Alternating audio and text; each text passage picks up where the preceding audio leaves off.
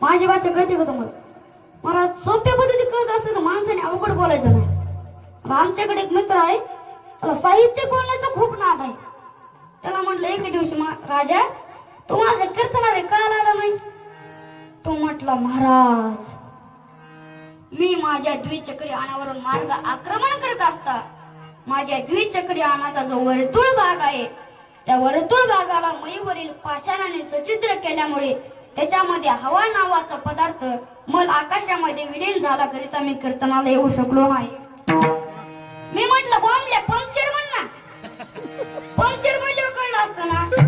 इतका मईवरील सचित्र मनाची गरज आहे.